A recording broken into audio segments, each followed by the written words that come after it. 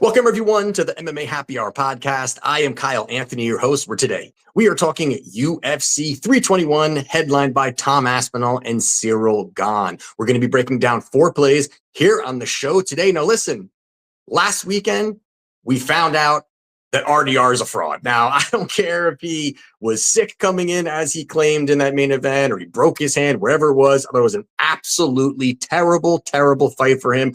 Overall, losing to Brendan Allen, short notice, just terrible. And also, he costed us a 10-unit night for clients. We did have profit for clients overall, another profitable evening, but man, it would have been a really nice night. But we do have a great card for you this weekend. UFC 321, a stacked card from top to bottom. Great spots from a betting perspective overall. If you want to become a client, link down in the description. And with that being said, let's dive into the main event of the evening between Tom Aspinall and Ciryl Gane. Now, you've got Tom sitting around minus 400 in the comeback here. You've got Ciryl Gane plus 300. You got the current champion, Tom Aspinall, who is absolutely running through everybody, and he has one opponent that ran from him, and that is Jon Jones. Now, listen, if Jon Jones somehow got a rematch with Stipe in the last fight, trust me, he would be fighting Stipe right now, but he didn't get that.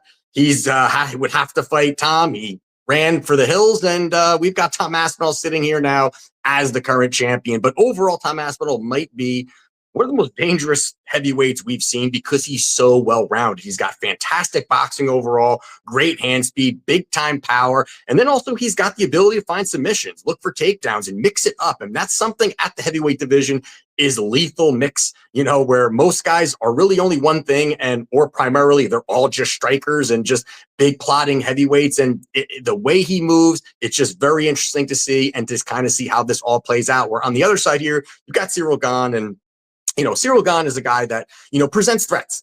As much as this line is kind of saying maybe he doesn't, he definitely does present some threats here. And the thing is, he is an elite level kickboxer. He's got, really good range overall, good distance management, quick combinations. But one of the things that he lacks, I think the most that really hurts him in this fight is he doesn't have that big knockout power, that big one-punch knockout power. He just doesn't have, most of his knockouts are kind of death by accumulation. He's landing these big shots and kind of melts his opponent overall. And that's kind of the way he has found success. He's got good distance management, like I was saying. But again, if he's in the pocket, he can find some of those big shots. But another big issue for him here is his poor defensive wrestling. There's no doubt that, he can be taken down. And once he's taken down, he can be held down. And that's something that I think where you can see Tom Aspinall looking to find some success doing that type of thing. He's very susceptible to that overall.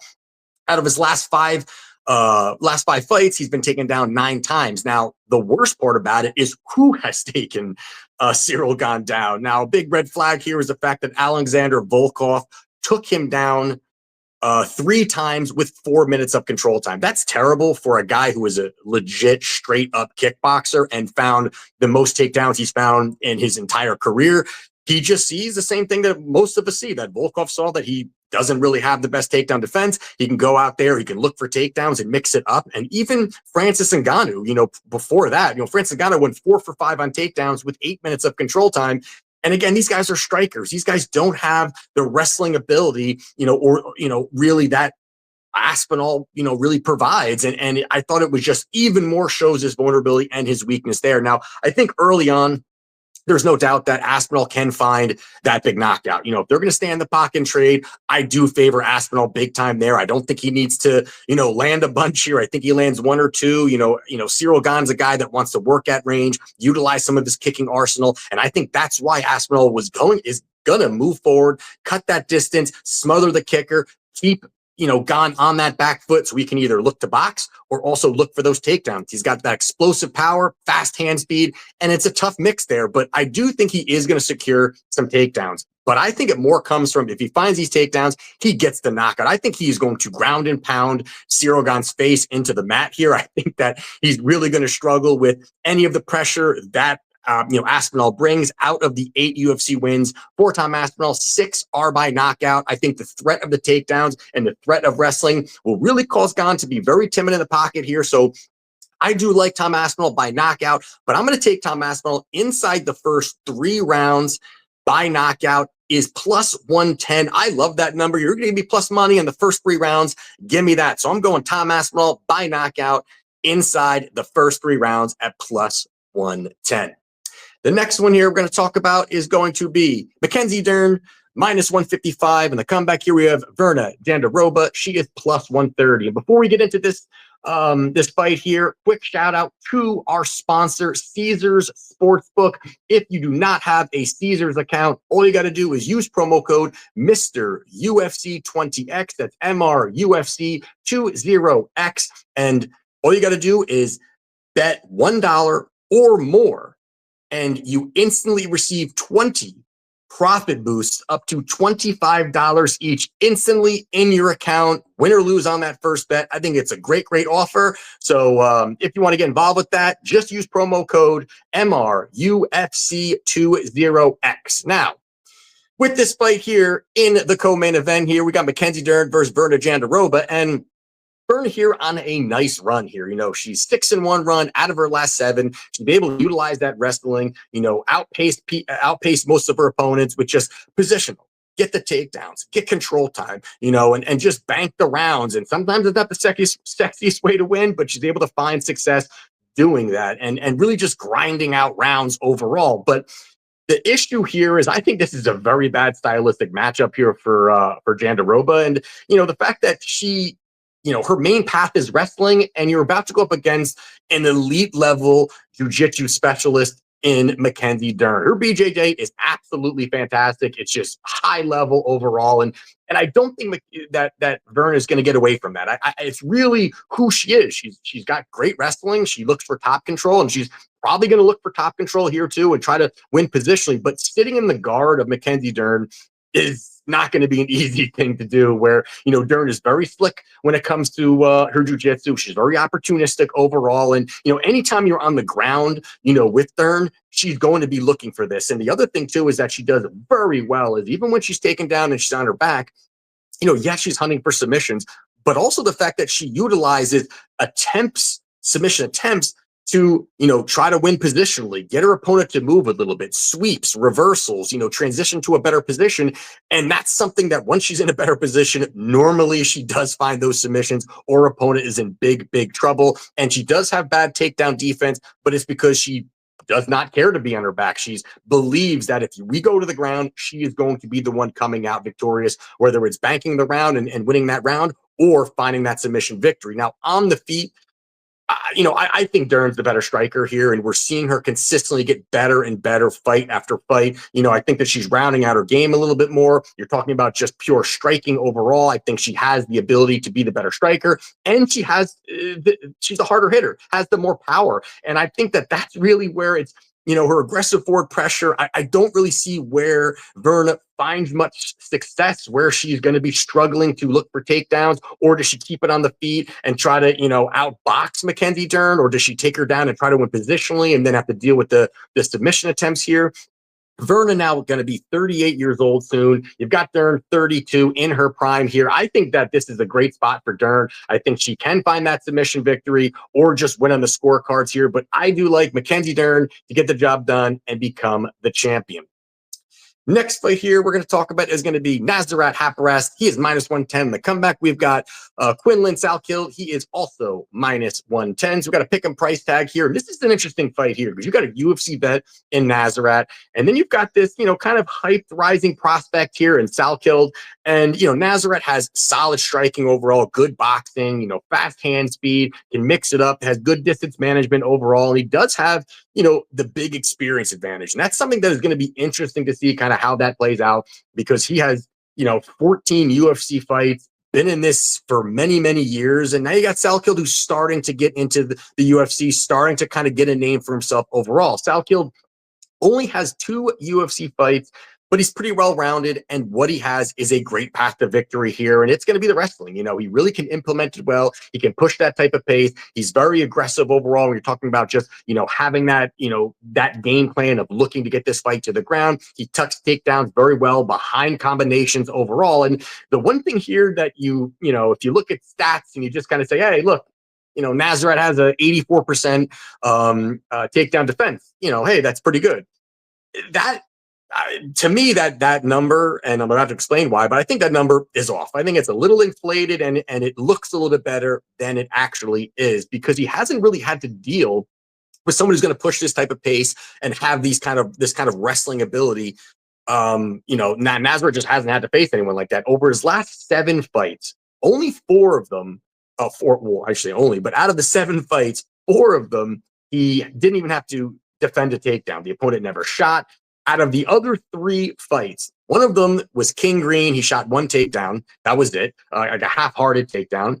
The other one was Dan Hooker, who doesn't really take anybody down ever. I think this was the most takedowns he ever had in his long UFC career. He was 3 for 7 on takedowns. And then the one that really kind of inflated the number a little bit here was against Jared Gordon, where Jared Gordon was 0 for 13. Yes, that sounds impressive overall, but Jared Gordon, out of his last 9 UFC fights, has 6 takedowns. So it's not that he has been finding a ton of success and he's wow, and then he went 0 for 13. He hasn't really found too much success doing it anyway. And I think, you've got Salkilld here who, yes, he hasn't faced the higher level guys. There's no doubt about that. And again, it's going to be interesting to see him having to step up in competition. But also the fact that he has 17 takedowns over his last 3 fights, including Dana White's Contender Series and the 2 UFC fights. And he has shown to have now good cardio. He can fuel these takedowns. He can be able to have that gas tank to shoot and shoot and shoot until he gets you down. And if you get back up, he's going to continually do it. And having that ability to do that, and we've seen someone, I'm not comparing him to Morale, but having the wrestling and an endless gas tank is something that can really get you victories here. And I think that's kind of what Salkilld can kind of do here. He can outpace him, he can out-wrestle him, and he can kind of smother the striking of Nasrat here. So I believe in Quillan Salkilld here. I'm taking him here at -110. And the last one here we're going to talk about is going to be Jose Delgado. He is -150. On the comeback here with Nathaniel Wood, he is +125. Now you got Delgado here, and there's some things that he does well. There's no doubt about it. He's a very aggressive fighter with power. He wants to come forward. He's willing to swing. He wants to have an absolute brawl, and he has 100% finish rate. 10 victories, 6 by knockout, 4 by submission. Again, he's well-rounded. He has shown that he's a well-rounded guy, and also he is going to have, which is again, something that's going to be interesting here. He's going to have the size advantage here. He's going to have the height advantage. He's also going to have the reach advantage. So it's going to be interesting to see kind of how that plays out. But Delgado is coming off a round 1 knockout victory over Haider Emil, which was a great victory for him. But, Haider Emil fought like a complete idiot in that fight, to be honest with you. You look at the fight, Haider his nickname is the Hurricane. But he fought really dumb. He's finding a little bit of success there, but he just came in guns blazing, swinging crazy, not really having any kind of defensive awareness. And that really fits perfectly into really what, Delgado wants. He wants chaos. He wants you to come forward. He wants you throwing. He wants to be in the middle swinging. And that's not how Nathaniel Wood fights. And that's how this fight, I think, is very interesting here, because Nathaniel Wood, yes, he's going to be, the smaller guy in this fight here, but this is a big step, maybe not a big, but a step down in competition. Some of the guys that he has fought, where this is a step up, I think, for Delgado. And, some of the guys that he has fought here or has beat here for Wood is Andre Feely, Charles Jourdain, Morgan Charrier. I mean, these are guys that have UFC wins, that have been around and have done really good things in the UFC. And, yes, again, he's going to be the smaller guy. But what I like about it is the fact that he is going to have that speed advantage. He bounces in and out of the pocket very well. He's very risk adverse. He's not going to do what Haider Emil did, just go in there, start swinging, be crazy. He's not doing that. And he's a cleaner striker at range. He's going to find a lot of success at range, and he's a very good point fighter. And that's also what I like about him, is that he's not going to be a guy that's looking for, I'm not going to hunt for that knockout. He's going to work at range. He's going to pitter-patter shots. He's going to push out that volume. He's also has really nice leg kicks, where I think he's really mixing those in, really well overall. And the fact that you've got to add in that he's also a tough guy to finish. So you've got, Wood, who the last time he was finished was back in 2020. So he's a guy that can be somewhat durable. Yes, he's been rocked and hurt, but he hasn't been finished. And that is where I think that this fight can really, have an opportunity here for Nathaniel Wood, where I think that Delgado, maybe a little bit too green, maybe a little bit too raw talent at this point. I do think that he is going to be, have a career in the UFC, but I think this is too much too soon. I think Nathaniel Wood, his strength of schedule, his ability, his striking, I think is going to be too much for Delgado, while Delgado is going to be swinging for the fences. I like Nathaniel Wood here at this plus money number, so give me Nathaniel Wood plus 125. So there you have it for my plays for UFC 321. If you want to become a client, again, link in the description. Also, again, don't forget Caesars Sportsbook. Sign up, use promo code MRUFC20X for that promo I discussed. And let's keep it rolling. We're profiting, we're cashing tickets, and we've absolutely dominated pay-per-view. So let's keep it going. See you next weekend, and let's cash.